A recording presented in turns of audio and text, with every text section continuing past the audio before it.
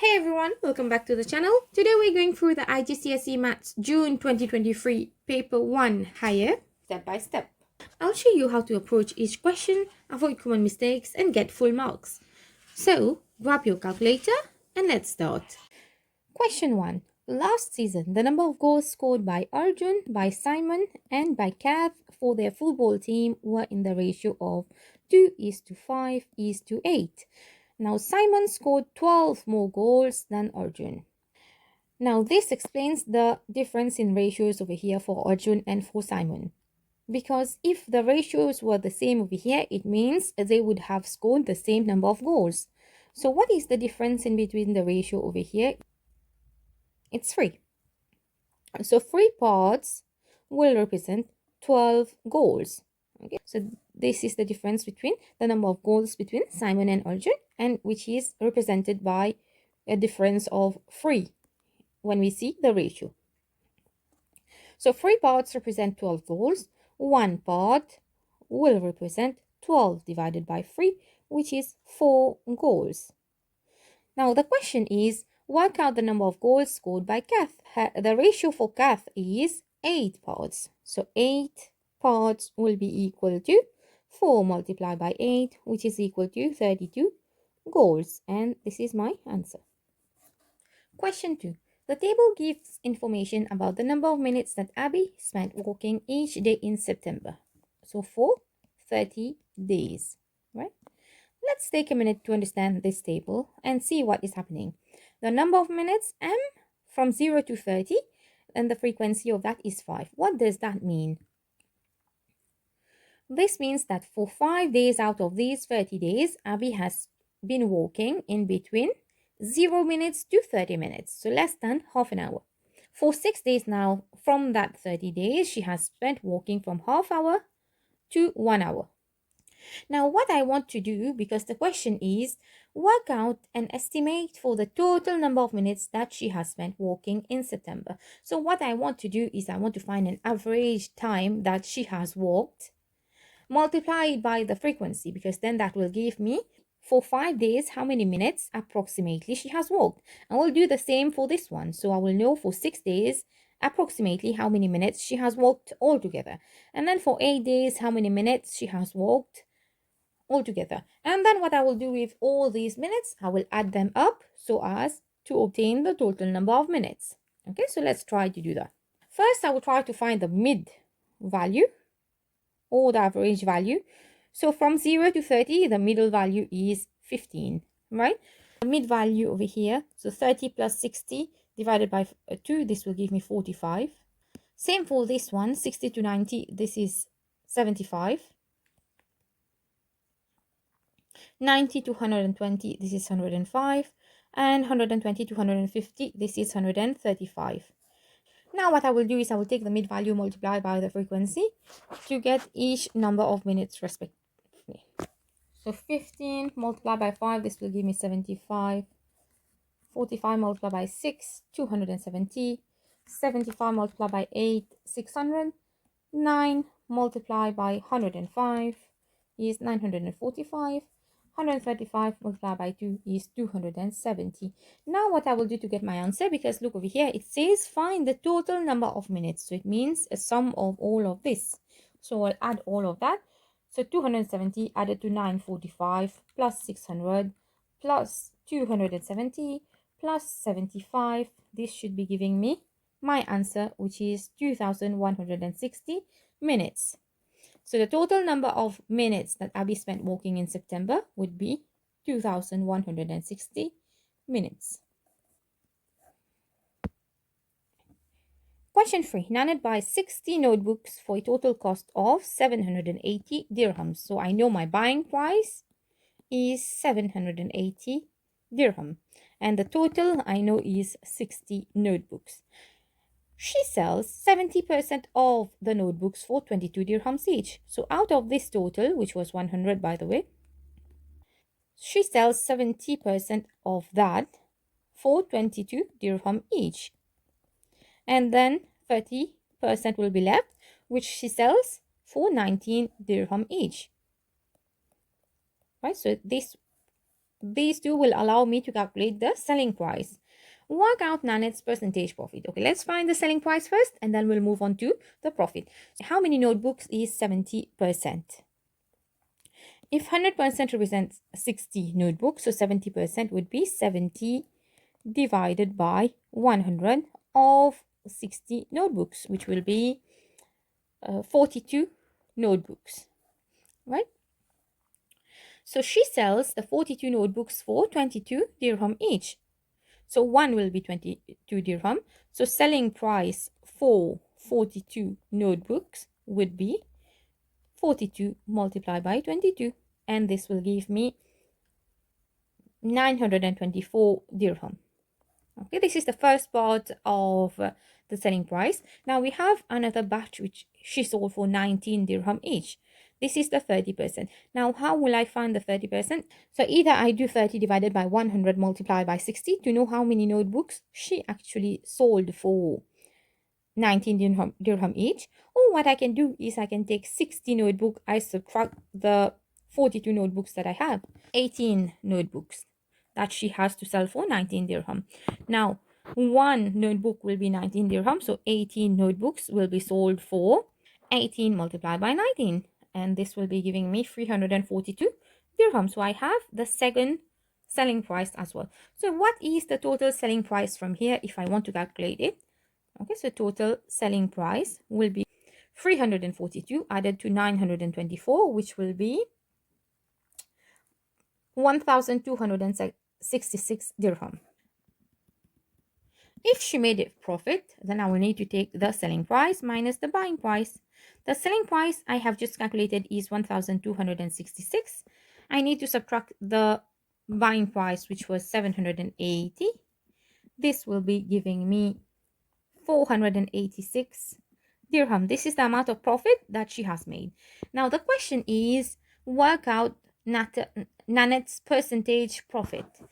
We know that percentage profit is the profit divided by the buying price or original price multiplied by 100.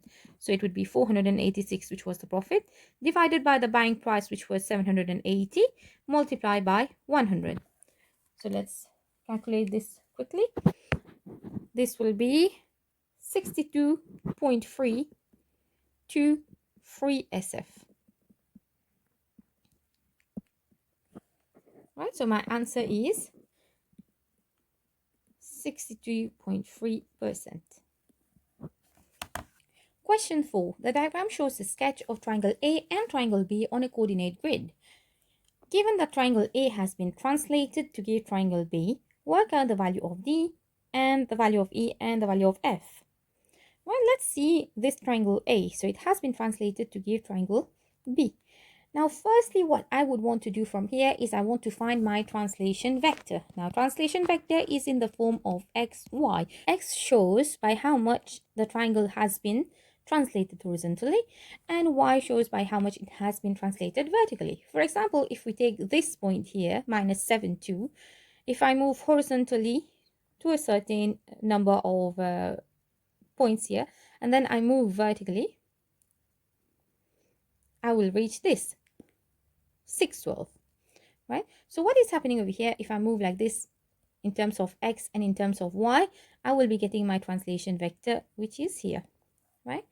So this is what is happening, and this is what I need to find. Now, just by looking at this, it makes sense to say that minus 7, 2 added to my translation vector should be giving me 612. So from that, I can find my translation vector. Let's do a little bit of algebra here. So my x and y would be equal to 612 minus 7 and 2. This will give me 6 minus 7, which is 13, and 12 minus 2, which is 10. So let's start. So this point we finished with it. Let's start with minus 11 and minus 5. So if I take minus 11 and minus 5, I add this to my translation vector, which is 13, 10. I should be getting 2D. Let's check if the first one is correct. Minus 11 plus 13, this gives me 2. So I know my translation vector is correct already. And minus 5 plus 10 will give me D. So from that, I can see that my D would be equal to 5. Let's do the same thing with this point. So f and minus 3 added to my translation vector, which is 13, 10. This should be giving me 9 and e. So from here, I can have two equations. F plus 13 is equal to 9, and minus 3 plus 10 is equal to e. So f will be equal to 9 minus 13 from here, which would be equal to minus 4. And here e would be equal to minus 3 plus 10, which is just 7. So from that, I have my d, which is 5, my e, which is 7, and my f, which is equal to minus 4.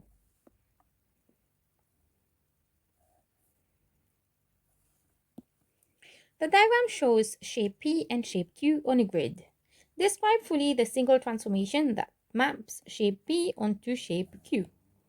Definitely, as we see this question, we know that this is an enlargement. So I will write this over here. When it says describe fully, it means you need to say what is the scale factor and what is the center of enlargement.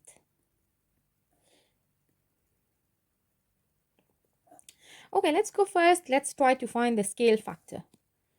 How do I find the scale factor? This is by taking any length of the new one divided by the old one. For example, over here, if I'm looking at this side, I will be looking at the same side in the old or in the object. Okay, this is from the image, this is from the object.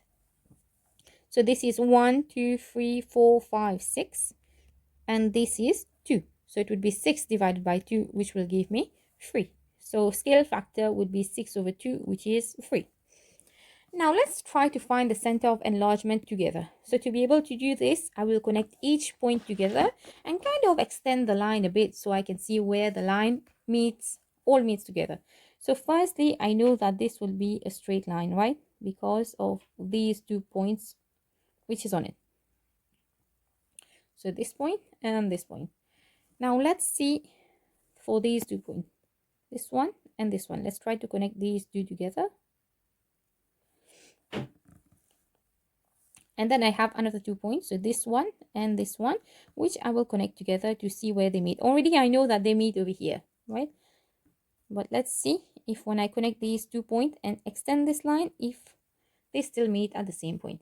So this will be the center of enlargement. So this point is 0, 2.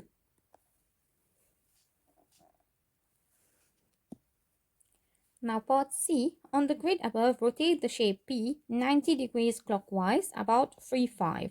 Let's see our center of rotation first, which is 3, 5. Let's mark that. It will be here. This is my center of rotation. Now this shape has to be rotated clockwise 90 degrees. I'll need to take every point on that shape and join it to this line, and then from there we will take 90 degrees with that. Okay? So this point, if I want to join it to this line, let's take another color. Okay, so this point, if I want to join these 2 together, and then at this point, what I will do is I will have another perpendicular line, which is 90 degrees, right, to this one. So where will this point be? I need to rotate this clockwise. So if it is here, it will now be here because I'm moving this 90 degrees clockwise. Okay, we finished this point. So let's try for the second one. So this is my center of rotation, right? So I will take this point and join it with my center of rotation point. Now from here, what I will do is exactly at this point, I will just take something which is a line which is 90 degrees to this line that I have just drawn. So this will be 90 degrees. Now you need to use a protractor for that. Now I know this was 2 below the first line that I have drawn. So it would be 1, 2, and on this line. So it should be this point. Now let's move on and let's try another point. Okay, let's do for this point over here. Let's join this to this line. And at the center of rotation, I will have another line which is 90 degrees to this line. Now rotate this clockwise by 90 degrees from here. So it would be 3 here, so it would be 3 here. So it would be at 0, 5. Already I can see how the shape is going to be. It's like this, it's like this. Now let's try for the last one as well. So we're talking about this point over here. It will be on the same line, so no need to draw another line. So 90 degrees clockwise would be here. Okay, 90 degrees clockwise means what? I'm moving like this, and 90 degrees. So this point will go here. And then I can join these points together to get the shape that I need. So basically the thing about rotation is we need to know the center of rotation first. Once I get the center of rotation, then what I can do from there is just draw a line, any point on the object to reach that center of rotation. And just draw a perpendicular line at that center of rotation and see where your image point will be, considering where you're moving. So in which direction you're moving and by how many degrees. If it is 90 degrees here, it's easier for me to do it like this. But if it tells me to do, for example, 100 degrees, I will be using a protractor to do that. So this is my shape. Question 5. The diagram shows the shaded shape AEBCD made by removing a right angle triangle AEB from the rectangle ABCD.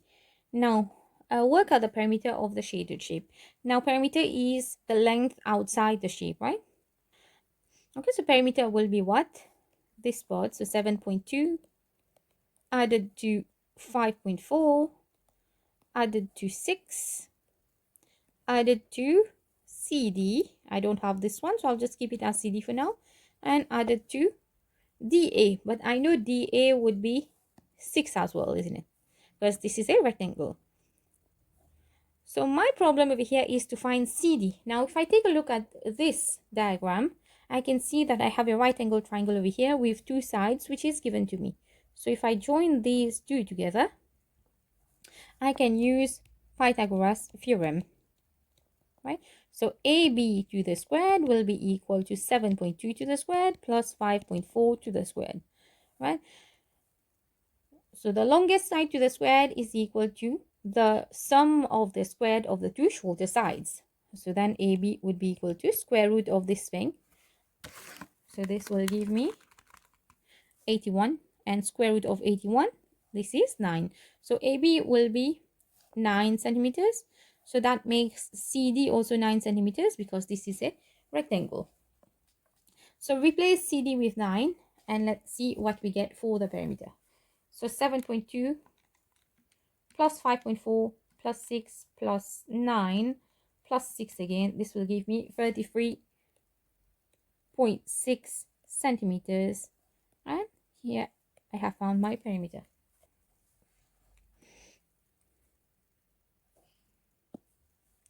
Question 6. Simplify 2c to the power of 4, d to the power of 7 to the power of 3.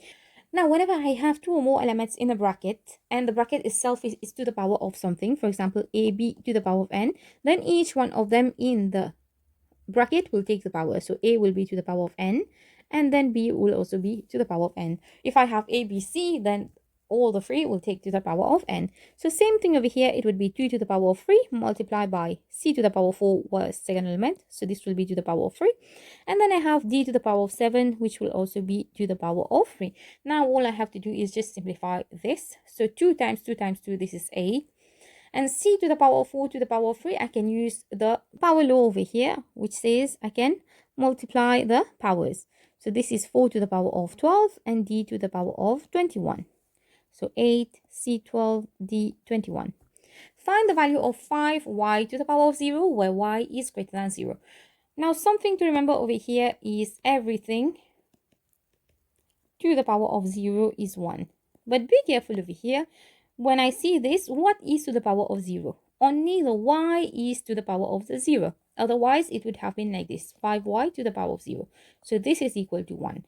But here, since I have 5 multiplied by y to the power of 0, this would be 5 multiplied by 1. Okay, the y to the power of 0 became 1. So my answer would just be 5. Part C, factorize fully 16a squared b cubed plus 20a cubed b. Now, suppose here I don't see right away which factor I need to take outside, what I will do is I will just do the HCF. Because remember, whenever I have to factorize, I will just take the HCF outside. And then I will take the first term that I had over here divided by the HCF.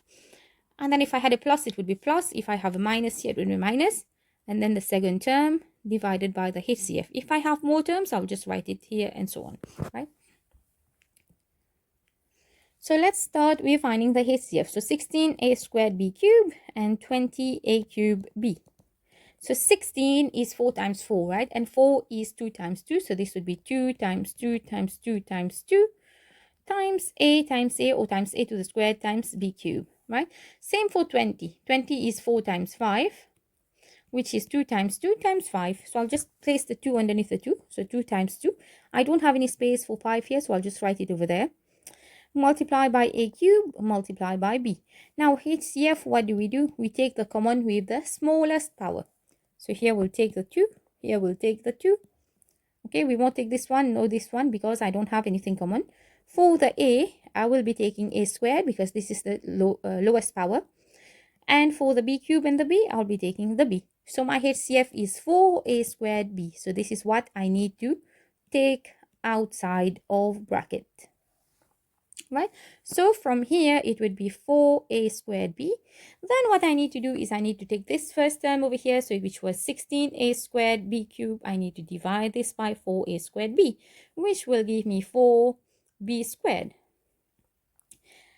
Plus, because I have a plus here, so I have 20a cubed b, which in turn I need to divide by the HCF, which is 4a squared b, to get my answer for this part.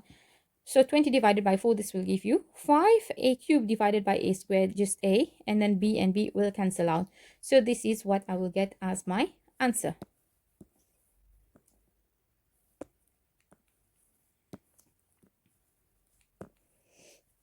So my answer is 4a squared b, bracket 4b squared plus 5a. Now I can check my answer by multiplying. 4 multiplied by 4 is 16, a squared, and then b cubed. So I have the same thing over there. Now multiply this by 5a. 5 multiplied by 4 is 20. A squared multiplied by a is a cubed. And then I just have b. So I know my answer is correct. Now part D, first part. Factorize x squared plus 9x minus 22. Now here what I need to do is I need to take factors of minus 22 that add up to 9. Okay, so from here, if I have let's call it x squared plus bx plus c. What I will need to do is find factors of c that adds up to b. So in this case, I will need to find factors of minus 2, which when added together will give me 9. See that 11 times 2 is 22. But since I have a negative here, I'll put it here. 11 times minus 2 is minus 22.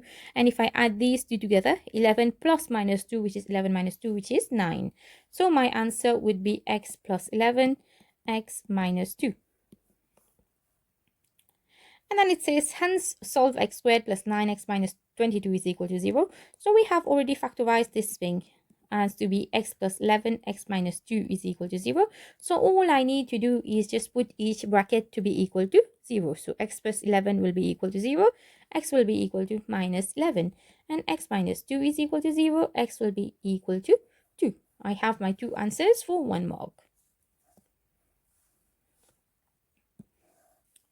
Question 7. The region R shown shaded in the diagram is bounded by 3 straight lines. Find the inequalities that define region R. Now let's take a look over here. Let's do the horizontal line first. So this would be y is equal to minus 2, right? Now the region is above this line. So it means it would be y is greater or equal to minus 2 because above is greater, below is less. Let's do the same for this vertical line here. This line is x equal to 1. And since the region is to the left hand side, so it would be x is less than or equal to 1. If it was to the right hand side, it would have been x is greater than or equal to 1. Now let's take a look at the third line that I have. I don't have the equation of this line yet, so I will need to find the equation of this line. I can take any 2 points on this line to find its equation. So minus 2, 0, and then I have another one which is 0, 4. Now these are 2 points on this straight line. I can use y is equal to mx plus c to find this equation. First of all, I need the gradient. So gradient is y2 minus y1 divided by x2 minus x1, which would be 4 minus 0 divided by 0 minus minus 2, which would be 2. So replace this gradient in my equation. It would be y is equal to 2x plus c. Now what is my c? My c is my y-intercept. I can see that this line, it intersects the y-axis at 4. So my c would be equal to 4. This is my equation. Now again, above this line will be greater, below this line will be less. So it will be y is less than or equal to 2x plus 4. Right? If the region was above this line, it would have been greater than or equal to 2x plus 4. Okay, and why are we using less than or equal to or greater than or equal to? Because all of these lines are solid lines. They are not dotted lines. So let's write it there. X is less than or equal to 1. Y is greater than or equal to minus 2. And y is less than or equal to 2x plus 4. This is my answer. Question 8. Write 300 as a product of its prime factors. Now, you can use the division method or you can use the tree method. Both of them works just fine. Let's start by using the tree method, for example. Which two numbers multiply to get 300? For example, 3 and 100. As soon as I get a prime number, what I will do is I will circle it. Then I have 100 is 50 multiplied by 2, for example. So this 2 is prime again. Then I will circle it. This 50 is 25 times 2.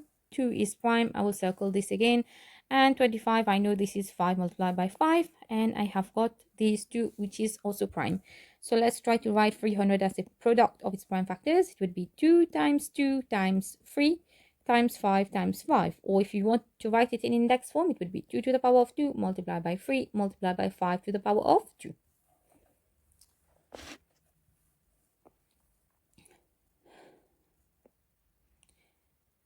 Part B, A is equal to 2 times 2 times 2 times 3 times 3 times 5, and B is this thing. Find the lowest common multiple of 5A and 7B. Now, what is the meaning of 5A? It means 5 multiplied by A. And what is the meaning of 7B? It's 7 multiplied by B. Okay, so let's try to write 5A and 7B over here. So 5A would be 5 multiplied by this thing. So multiplied by 2 to the power of 3 times 3 to the power of 2 times another 5. So I'm just going to put this as 5 to the squared. And then I have 7B. So I don't have any place for 7 over here. So I'm just going to write it here. Times 7. Now this is 2 to the power of 2. So I'll write it here underneath the 2. And then 3 to the power of 3. And then I just have 1 5. So multiply by 5. Now the LCM is I need to take everything with the highest power. So in 5 to the power of 2 and 5 to the power of 5, I will be taking 5 to the power of 2. Because remember, this one, whether it is common or not, I will take everything, common or not, with the highest power. Multiplied by this one. 2 to the power of 2 and 2 to the power of 3. 2 to the power of 3 is the one that I will take. And then I'll have 3 to the power of 2 and 3 to the power of 3. I will take 3 to the power of 3. And then I have 7. Even if it is not common, I will still be taking it. If it was HCF, then I don't take this one at all, right? And in HCF, remember, we take the lowest power, the common ones with the lowest power. Okay, so let's put this in our calculator. 8. So 25 multiplied by 8 multiplied by 27 multiplied by 7, which would be 37,800.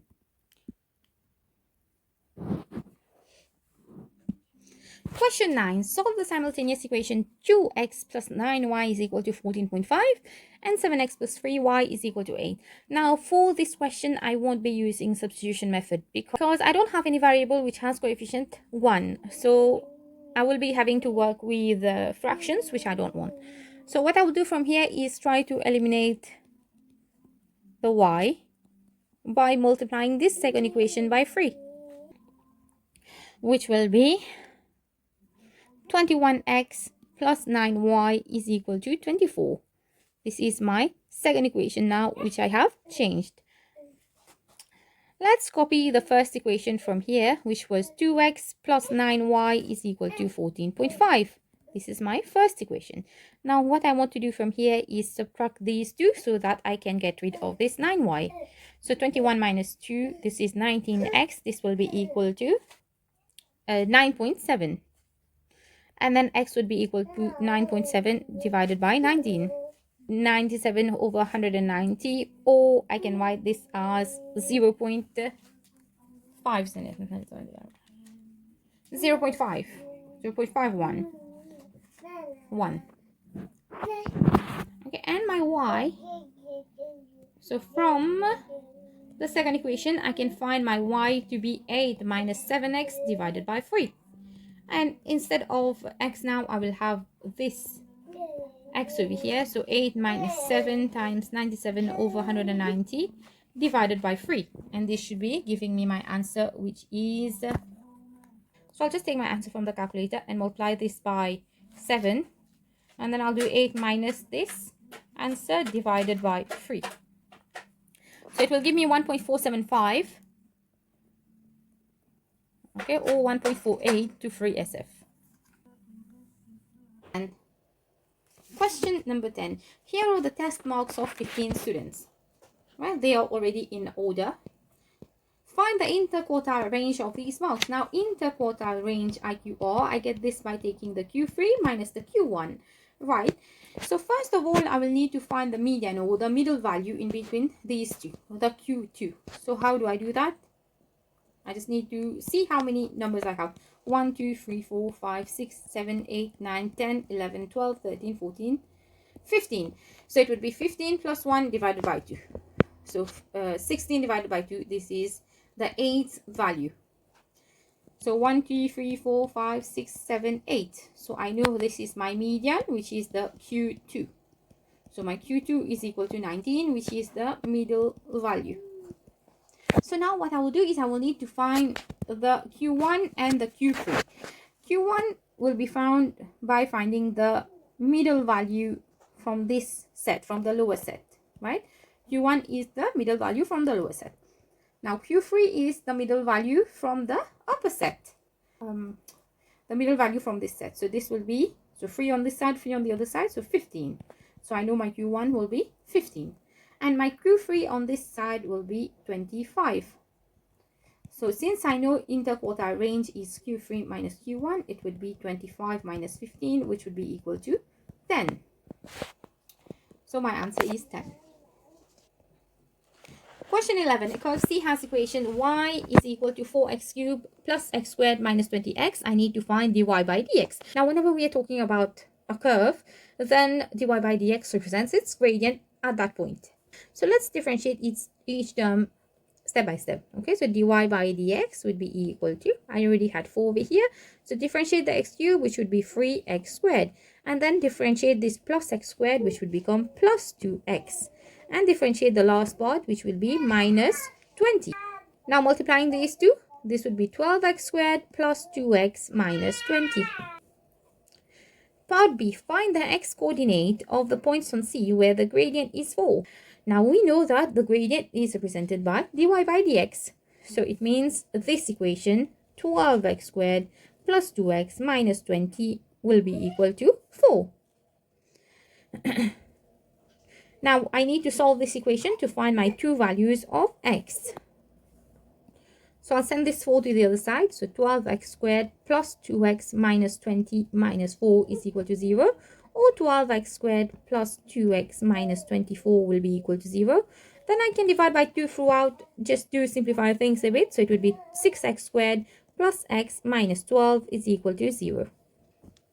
Now I can use the formula, which is minus b plus or minus b squared minus 4ac over 2a to find the two values of x. B here is 1, so minus 1 plus or minus 1 to the squared minus 4 times 6 times minus 12 divided by 2 times 6, and this should be giving me my two values of x, which are 4/3 and minus 3/2. The cumulative frequency graph shows information about heights in centimeters of 50 plants in a flower bed. Now use the graph to find an estimate for the median height of these plants. So the median heights will be for 25, the middle value, isn't it? So 25 plants. Let's see in the cumulative frequency axis. So 25 will be here. Let's draw this from here and see how much that gives me when it comes to height. It will be 28 centimeters. Part B, use your graph to find the frequency for the class interval height is between 30 and 40. So what I will do from here is I will find the cumulative frequency for 40 centimeters, and then I'll find the cumulative frequency for 30 centimeters. I'm doing the same thing, except that this time I will be starting with the x-axis. So 40 is here. Right, so let's see how much that corresponds in or on the y-axis. So this would be 44. Let's try to do the same for the 31. So 30 will be here, and this will correspond to 30 itself. Okay, so a difference between that will give me the frequency for the class interval between 30 and 40. Right, so 44 minus 30, this will give me 14. Use the graph to find an estimate for the number of plants with a height greater than 35 centimeters. So what I will do first is I will find how many plants I have that are less than 35 centimeters. And then I will take the total, which is 50. I will subtract that amount, that number of plants which is less than 35 centimeters to get the number of plants which are more than 35 centimeters. All right, so let's go to the graph again and let's see how many plants we have that are less than 35 centimeters. So 35 will be here. Let's take this and see how much this will give me. 38. Right, so 38 plants are less than 35 centimeters. So the number of plants that are more than 35 centimeters would be 50 minus 38. Which will give me 12 plants.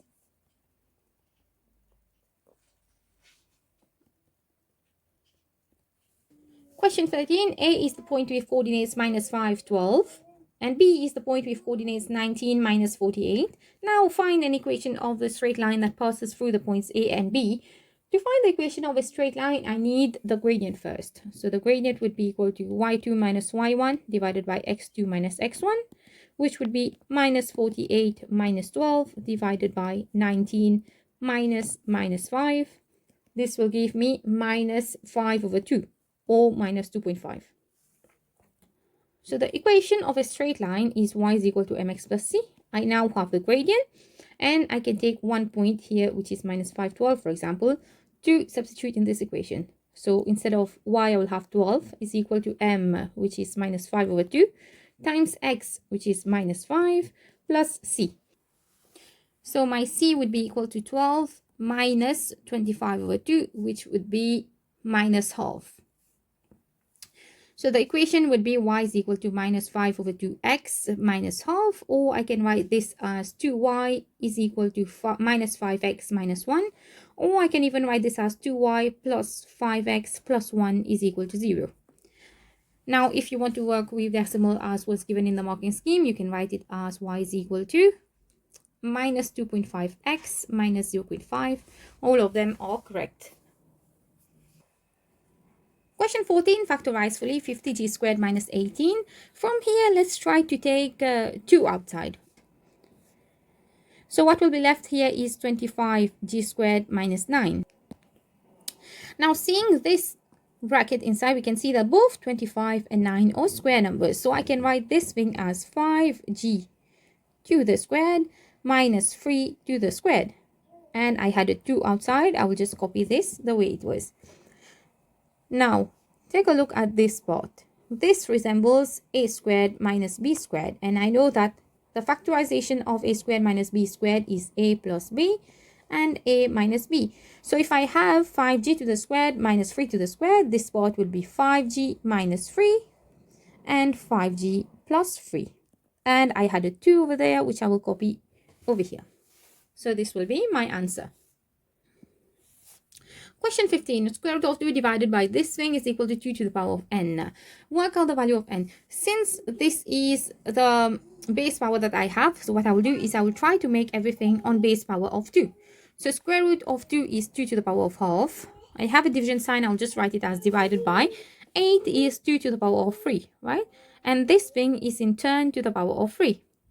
Now this is being divided by 16 to the power of 3 over 2. 16 is 2 times 2 times 2 times 2, which is 2 to the power of 4.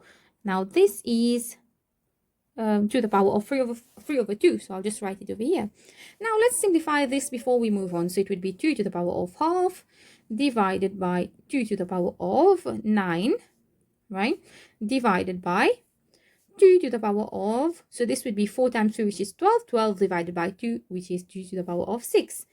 Now from here, what I can do is I can use the division law for this bit first, right? So it would be 2 to the power of half divided by 2 to the power of, so 9 minus 6, which is 3. Now I'm left with this part, which is 2 to the power of half divided by 2 to the power of 3. Now again, I can use division law to do that. It would be 2 to the power of half minus 3, which is equal to 2 to the power of minus 2.5. Now this was what happened to my left hand side. Now I know this was equal to 2 to the power of n. Now by just comparing the powers, because the bases are the same, I know that my n should be equal to minus 2.5.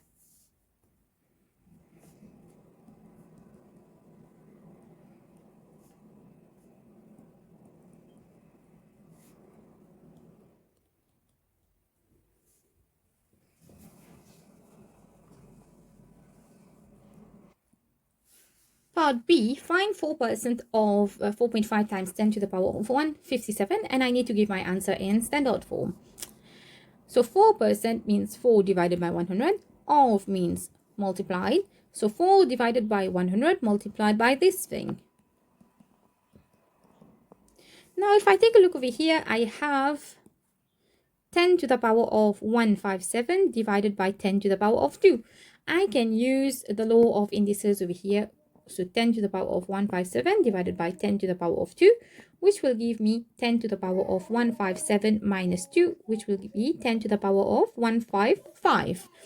So from here, this is 4 multiplied by 4.5 is 18, right? So 18 multiplied by these two became 10 to the power of 155.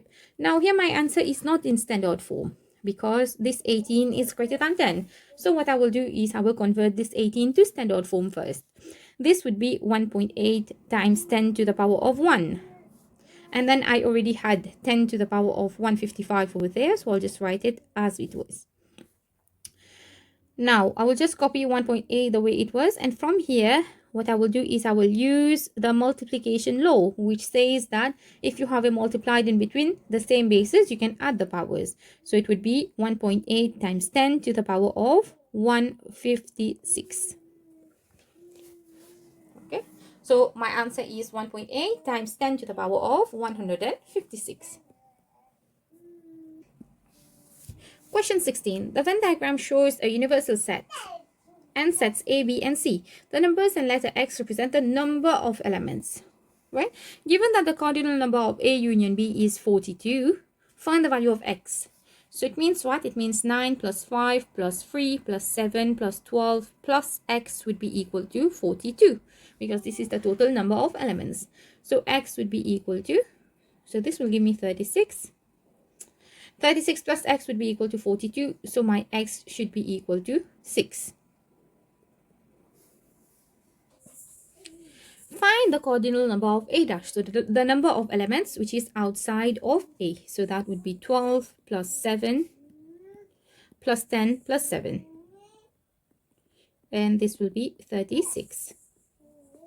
So first answer was 6, this one is 36.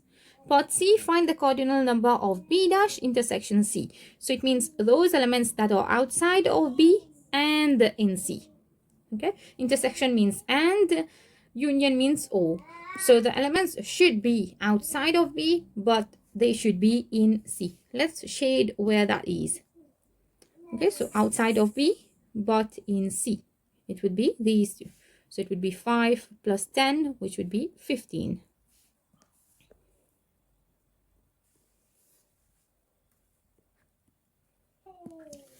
Question 17. The functions g and h are such that g of x is equal to 11 over 2x minus 5 and h of x is x squared plus 4, x is greater than or equal to 0. What value of x must be excluded from any domain of g? It's when this denominator is equal to 0, because we cannot divide by 0. So 2x minus 5 is equal to 0, x would be equal to 5 over 2, which is 2.5. So x cannot be equal to 2.5. Solve a g, h of x is equal to 1.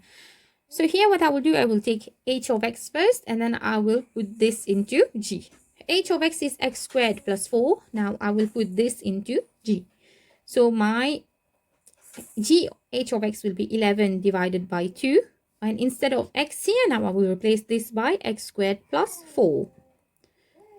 Right? This is the meaning of replacing h of x into g. Now this would be 11 divided by 2x squared plus 8 minus 5. And this would be 11 divided by 2x squared plus 3.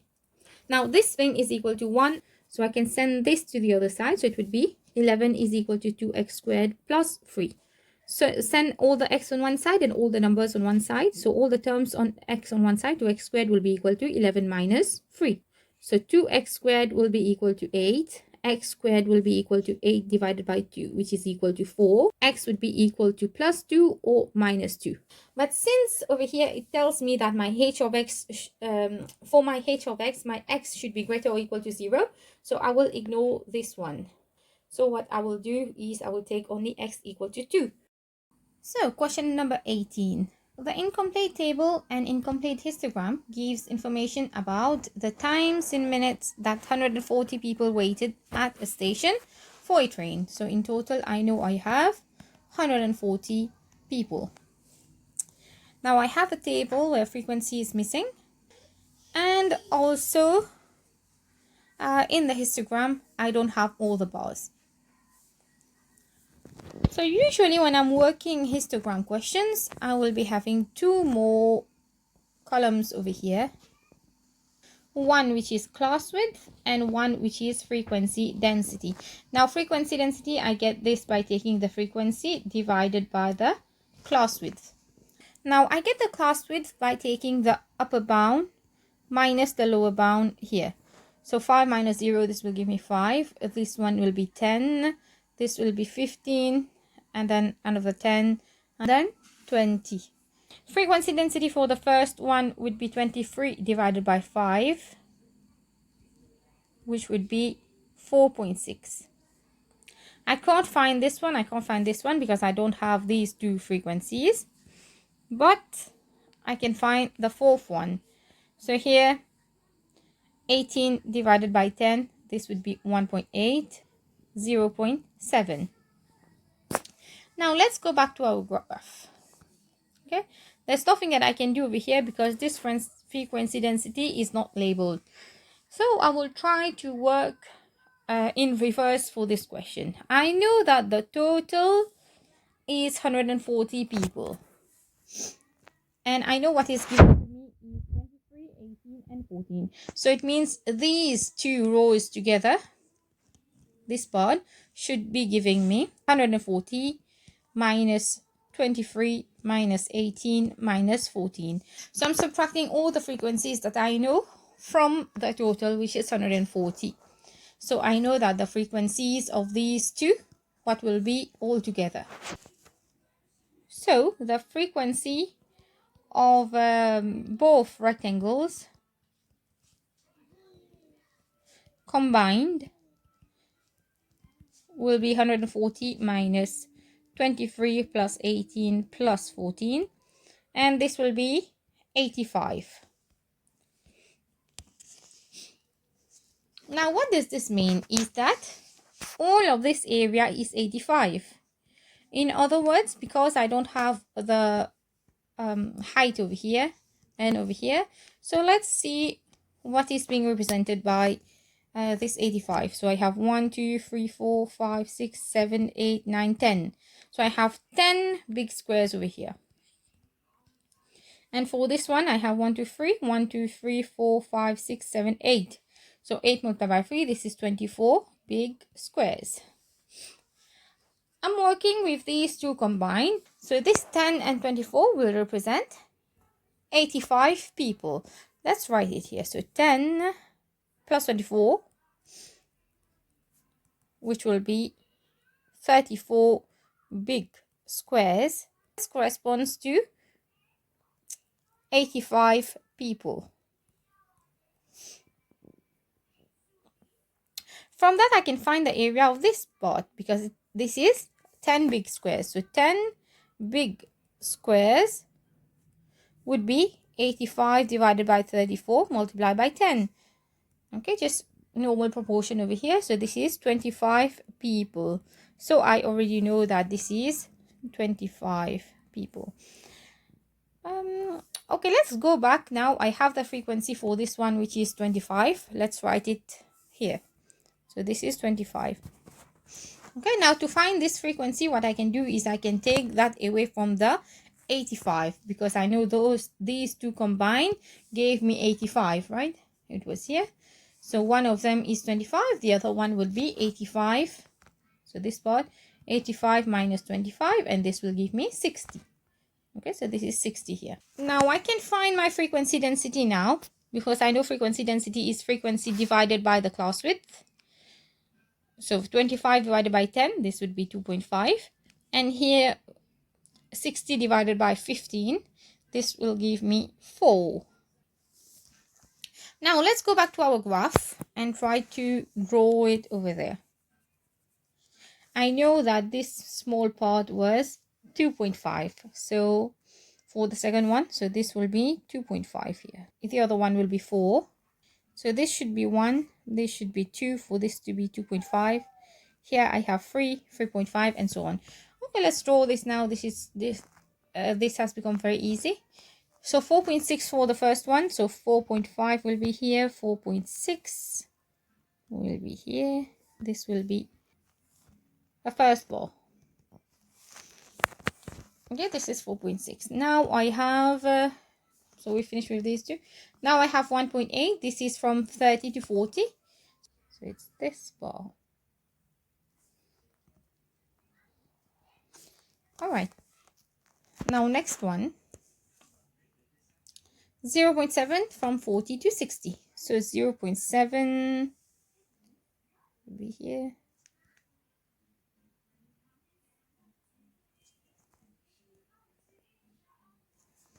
Okay, this is the last bar.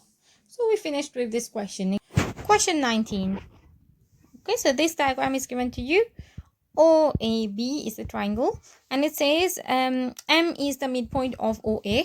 So if M is the midpoint here, so MA should also be the vector A, same as OM. And ON is to NB is 1 is to 5. So if ON is 1 over here, 1B, so NB should be 5B based on this ratio. And OM is A and ON is B. Now find in terms of A and B the vector AN. And so I need to find this vector. Now to find this vector, I can do AM plus MO plus ON. Right? Remember? AN. If I start with A over here, I should end with N. Right? So it would be AM plus MO plus ON. AM will be minus A because it is in the opposite direction. MO will also be minus A because it is in the opposite direction. And ON I know is B. So this would give me minus 2a plus b. Part B, use a vector method to find the ratio AP is to PN. So I need AP is to PN. Let's see where AP is. So this is my AP and this here is my PN. Now I can see that AP is a fraction of this whole line here, isn't it? So I can say that AP is something times AN, right? Which is a fraction of that. Let's call this ratio first. Let's say AP is lambda is to 1 minus lambda. Here will be PN.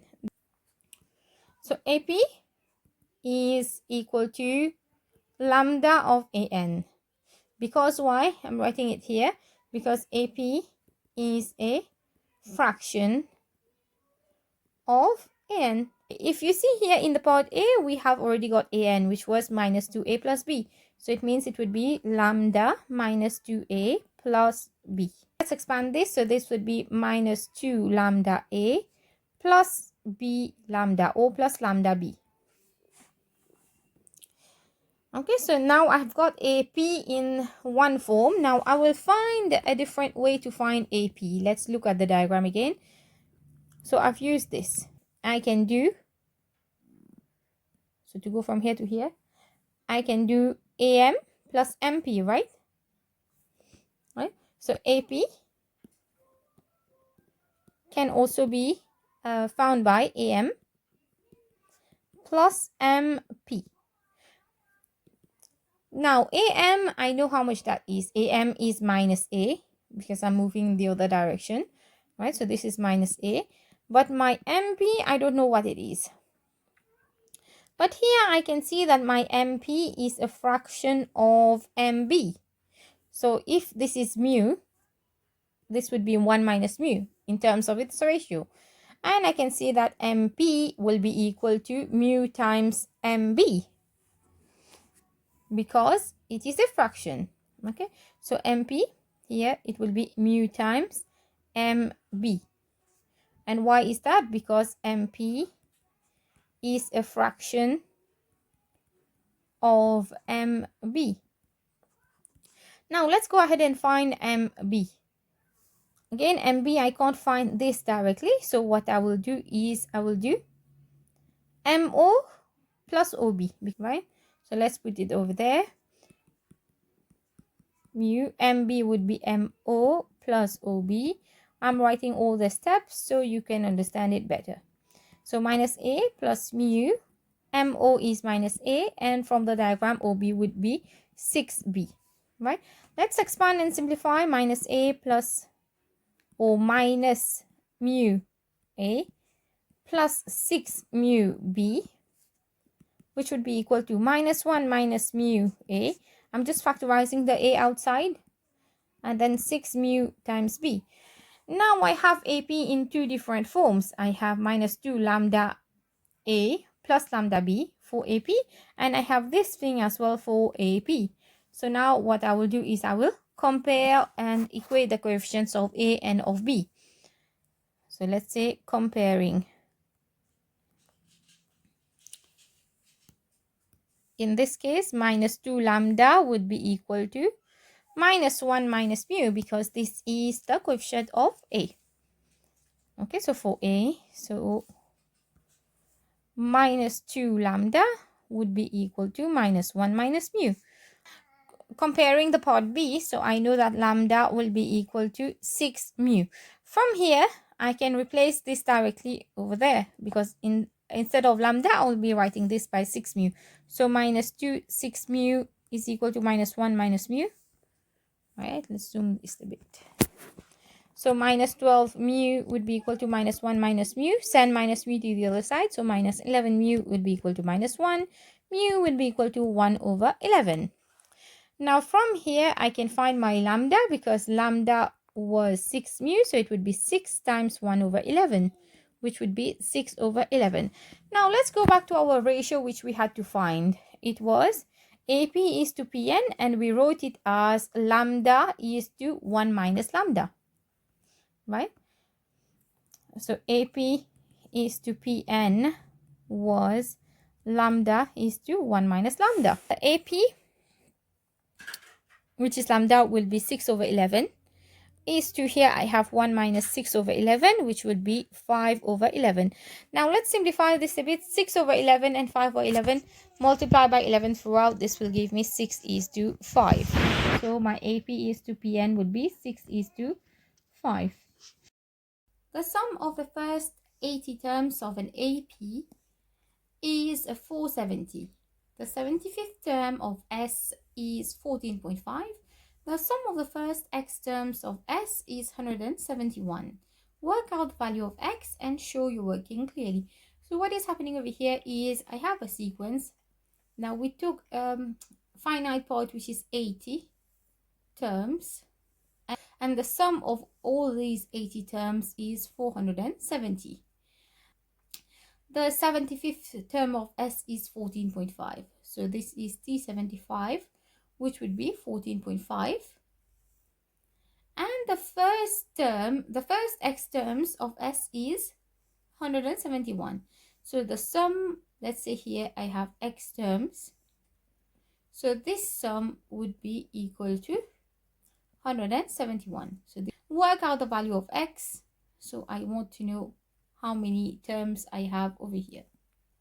Now to start with, I need to know what is the formula for the sum and for the term, the nth term of an AP. Now let's take a look at what information we have.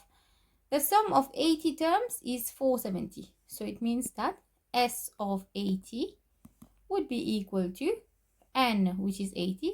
I'm replacing n by 80 here. So 80 divided by 2, 2a plus 80 minus 1, which is 79d. And this I know is 470. So let's simplify this. 40 times 2a plus 79d will be equal to 470. I will be getting 8a. So this and this. 8a plus 316d will be equal to 47. This is my first equation involving a and d. Whenever I have an equation with two variables or two unknown variables, it looks like I will need to solve this simultaneously. So let's try and find another equation in a and d over here. So I know Tn is equal to a plus n minus 1d. It says the 75th term is 14.5. So T75, I know this will be 14.5. So using the formula over here, it would be a plus n minus 1, which is 74, times t. This is equal to 14.5. I can use substitution or I can use elimination. I will choose to use elimination over here. So just multiply this by 8. Right, so 8a plus 592d will be equal to 116. This is my equation 2.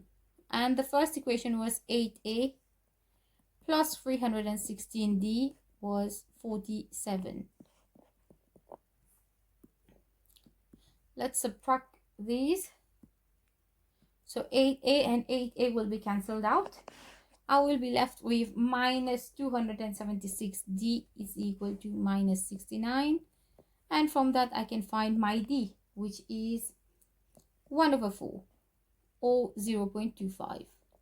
Now let's replace this in the equation 2 to find our a. So here. From the equation 2,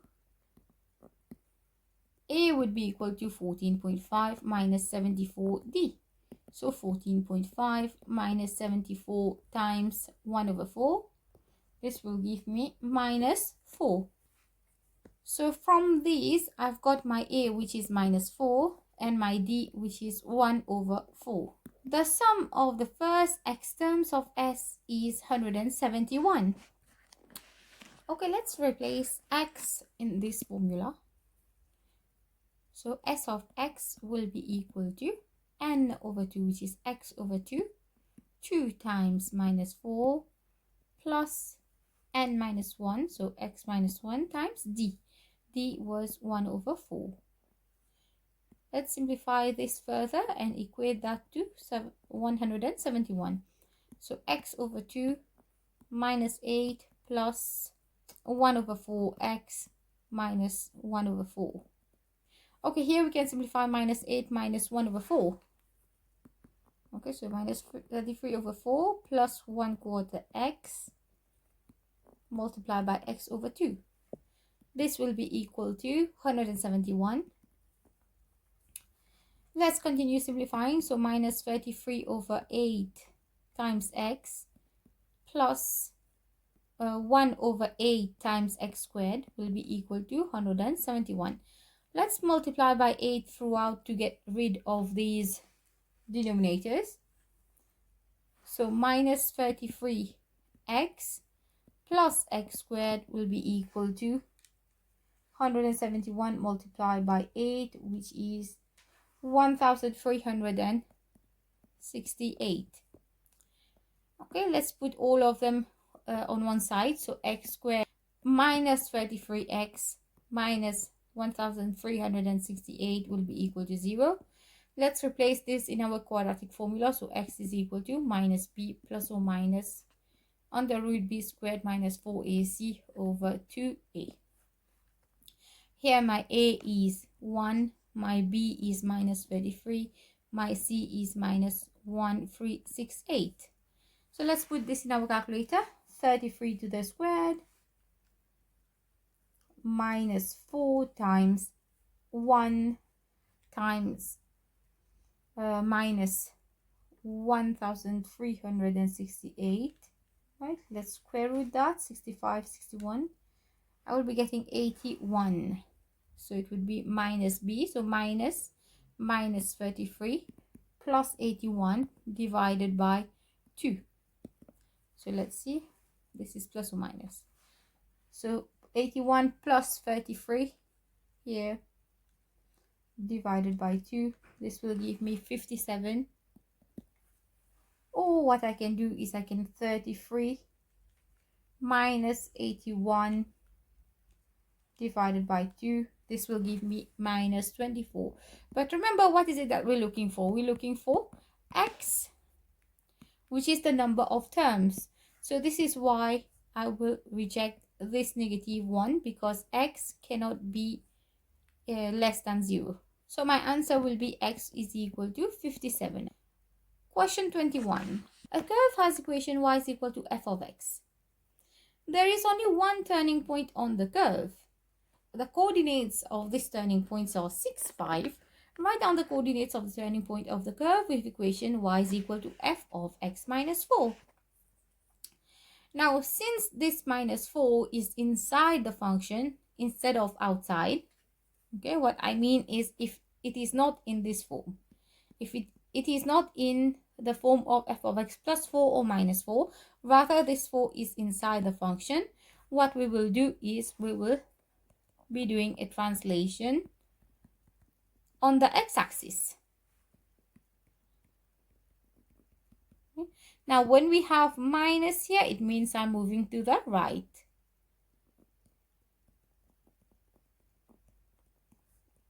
By how much? By 4 units. So, for example, it says it has only one turning point. So, if this was my graph, now I will move it to the right by 4. Right? So if this was 0, it would be here. Now what has changed over here? We can see that the x part has increased by 4 and the y hasn't increased. So this would be 6 plus 4 and then 5. So 10 and 5. If you have trouble with this chapter, go check out my revision series on transformation of graphs. Okay, part B, y is equal to f of 3x. Now, since I have something which is inside over here and which is being multiplied, so I know that this is a stretch. Now, because the 3 is inside the function, this is a stretch along the x-axis. Okay, so stretch along the x-axis with scale factor 1 over 3. scale factor, I will just take 1, I divide it by whatever is here. So the x will be changed, but the y stays the same. So it would be 6 multiplied by 1 over 3, and then the y will stay as 5. So this will be 2 and 5. Now let's do a small recap. What if this 3 was outside? So if I had 3 f of x, this would be a stretch in the y-axis. So this would be a stretch in the y-axis. The coordinates would then be x and ky, which is 3y. Question 22. The diagram shows two circles with center O and a regular pentagon ABCDE. Now ABCD and E are points on the larger circle. The pentagon has sides of length 8 centimeters. So this is 8, 8, 8, 8, and 8. The diagram is such that the shaded area is equal to the unshaded area. So what this means is the ratio of shaded area to unshaded area is the same. Okay, let's take this as the radius of the big circle, right? And let this be the small radius, or the radius of the small circle. So I'll just write it over here. Let all be the radius of big circle, and let small r be the radius of the small circle. So this is what we need to find. So if I take the shaded area, I add this to the unshaded one, I should be getting the area of the big circle. Now in terms of big R, this would be pi r squared. So it says over here the shaded area is equal to the unshaded area. So this plus this one, these two are the same. So it means that the unshaded area would be equal to half of pi r squared. Why half? Because these two are the same. It is as if I have 2x is equal to something. So x would be that something divided by 2, right? So half of that thing. Or I can say that the shaded area is also equal to half pi r squared. Okay, let's see what else we can see from here. So this is a pentagon, right? So what I can do from here is I will try to draw a triangle with two big radii. So this will be an isosceles triangle. And I'll try to find this angle over here. Let's see how many triangles I can have in this pentagon. So 1, 2, 3, 4, 5. And I know that the total angle around the point is 360 degrees. So this angle will be 360 divided by 5, which would be equal to 72 degrees. So I know that this part is 72 degrees. Now let's take this triangle and extract it from there. Okay, so this is my R, this is my R. This as a whole is 72, this is 8. Here I will half this width, so this will be 36. Okay, this part will be 36, so that I can have a right angle triangle on this side. This is 8, and I know this is an isosceles triangle, so this will be 4. Okay, so let's extract this small triangle again from here. So this will be 4, this is R, and this angle is 36 degrees. Look over here, I have opposite over hypotenuse. So I know sine of 36 would be 4 over R, which implies that R would be equal to 4 over sine of 36, right? Now I've got my R. Now what I need is, because I'm working with area, right? So let's try to find the area of this one triangle, and then we can multiply that by 5 to find the area of the pentagon as a whole. So area of one triangle. Now what I can do is I can find the height using Pythagoras theorem and then do half times base times height, or I can use this formula, which is area of triangle is half AB sine C. Okay, so I need this triangle, right? So half times R times sine of C, which is 72. So let's put this in our calculator. This will be giving me 22.0221173 and so on. This is the area of one triangle. Now the area of the pentagon, which consisted of 5 such triangles, will be 22.022 dot dot dot multiplied by 5, and this will give me 110.110.5536. Now what I have over here is this part, all of that. Now the unshaded area, as we can see over here, is the area of the pentagon minus this small circle here. So I'll just write it here. Unshaded area would be equal to the area of pentagon minus the area of the small circle. So it would be 110.11.05536 minus pi times small r to the squared. Now this unshaded area, as we've seen before, was also equal to half times pi times big R to the squared. So I'll just write it here, which is equal to half times pi times big R to the squared. Now I know my value of big R to the squared, so what I will do is I will solve this equation to find my small r. Okay, let's try to do this together. So 110.11.05536 minus pi times r squared is equal to half times pi times, what was my r? So 4 over sine 36, which was 6.8025 dot dot dot to the square, right? Okay, so I know my pi r squared would be equal to 110 over here 5536 minus pi over 2 times this thing.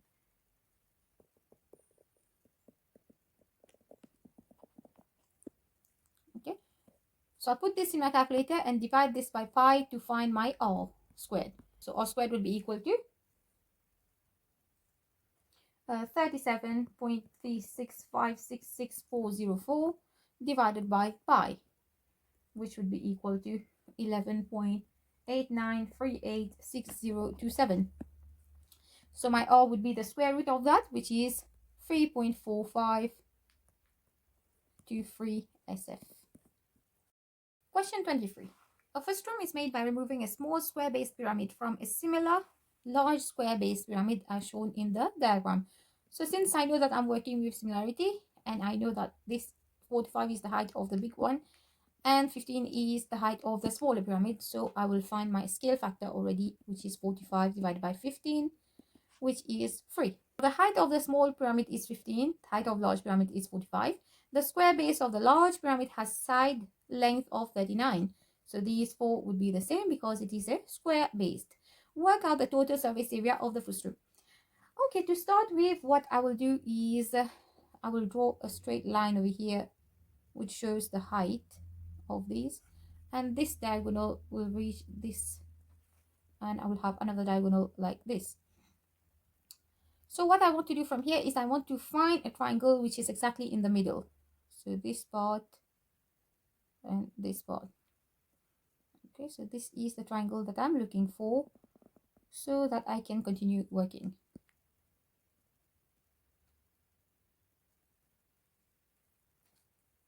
Okay, let's see what is happening. So this as a whole over here, this will also be 39. The height, I know it's 45. This part on this side, let's call it x. So let's extract this triangle first so we can see everything clearly.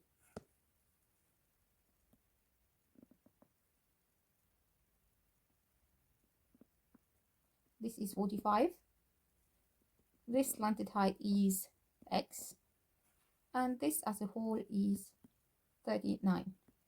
Okay, let's try to find x from here. So I know that this is exactly in the middle, right? So this would be 39 divided by 2, which is 19.5. Now from here, since I know this is a right angle triangle and I know two sides from that, I can find my x using Pythagoras theorem, which would be for 45 to the squared plus 19.5 to the squared under root. So my x will be 49.04334817. Now let's see the diagram again. Okay, because this is the whole triangle from here. I need only the bottom part and I don't have the upper part. So let's call this part A, for example. Let's call this part B. So from here, it looks like this. This is A, this is B. Now what will my B be actually? If we take a look over here, it looks like B is 2 over 3 of x because my scale factor was 3. So if this is one part, this will be 2 parts, right? So that my scale factor is 3. So I can write B to be 2 over 3 times this whole length, which was x. So this would be, replace x here, it would be 32.69556545.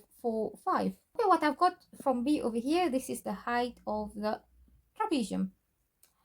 Now what I need to find to be able to find the area of that trapezium is this length here. And then I know that all of these will be equal because this will also be a square. So this part here is the same as this part in this diagram.